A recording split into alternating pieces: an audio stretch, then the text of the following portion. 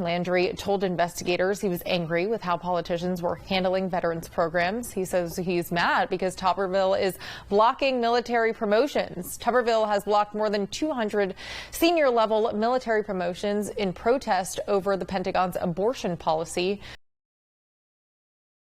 Hey folks, Dale Jackson here for Yellowhammer Now. Let's talk a little bit about Tommy Tuberville and all the stuff we're seeing about how he is holding up all these nominations. And that led to a death threat from an insane person out of New Hampshire. A New Hampshire man is facing federal charges accused of threatening to kill Senator Tommy Tuberville. 66-year-old Brian Landry is charged with threatening to assault, kidnap, or murder a member of Congress. FBI agents say the charge stems from a threatening voicemail that was left on Tuberville's answering machine. Landry told investigators he was angry with how politicians were handling veterans programs. He says he's mad because Tuberville is blocking military promotions. Tuberville has blocked more than 200 senior level military promotions in protest over the Pentagon's abortion policy. Landry, meanwhile, could face up to 10 years in prison if convicted. What's most distressing about these death threats, and there's a lot to be distressed about here, is that the information this individual is using to be angry about in order to get so upset that he would make these death threats is based on misinformation.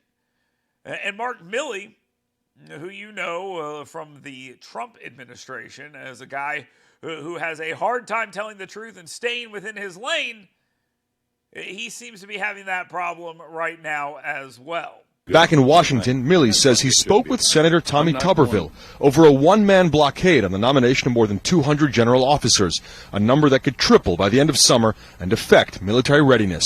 It's a large number, and then you figure that each one is to replace somebody else, and somebody's going to replace them, so you multiply it by 3.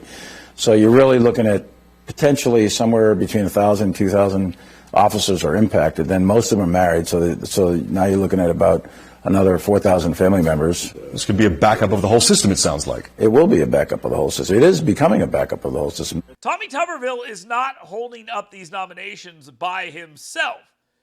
See, he is holding them up as a group, a simple vote that would give all of them the promotions they deserve.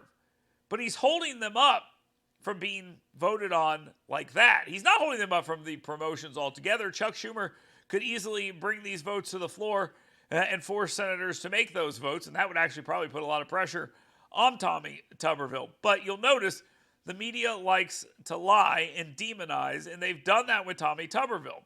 Now, they're making this about this promotion stuff. I think it's about a lot more than that. The media has been pretty hard on Tommy Tuberville here recently on a bunch of different issues, which are all predicated on either intentional misunderstandings, lies, or just general stupidity by the people reporting the news. You can pick any of these issues they've been upset about, and you can say, well, you know, these people know that what they're saying is not true. Tommy Tuberville's not a white nationalist. He's not a racist. Pointing out that Trump supporters are called white nationalists does not mean he supports white nationalists. Pointing out that inner city schools are failing does not make him a racist. Yet that is generally the perception the American media has made of Tommy Tuberville because they are, at heart, dishonest people. And it's unfortunate because it doesn't have to be this way. We could tell the truth. We could tell the real stories, and we could actually let everyone know what's really going on. But that's not what they're going for. They're trying to pressure Tommy Tuberville into collapsing on his absolutely correct position that the DOD cannot just change the law in this country. He has said very clearly, stop breaking the law when it comes to abortions or change the law through the United States Senate and we can move forward with these promotions.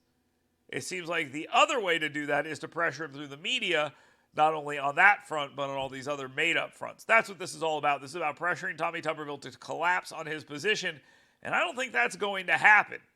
So do not expect them to stop with their demonization and lying. Expect them to ramp it up. For example, AL.com, John Archibald and his son Ramsey, who won Pulitzer Prizes somehow at AL.com, decided they would demonize Tommy Tuberville further, along with some other leaders in the state, by alleging they want to do away with the Constitution that they claim these leaders do not understand. Now, it of course is not true. It's supposed to be satire, but it's neither clever nor is it funny. But it is indicative of what we have seen from AL.com. You know, another example? Okay, how about J.D. Crowe in every single one of his cartoons about Tommy Tuberville? How they most certainly include the idea that he is either in the Klan or a racist. Now, you can demonize people all you want, but you have to at least acknowledge that if you demonize them as racist and traitors and all these other things, sometimes people are going to be upset about that. We've seen this plenty with the shooting of members of Congress at a baseball field in Virginia. Yet the media still is completely okay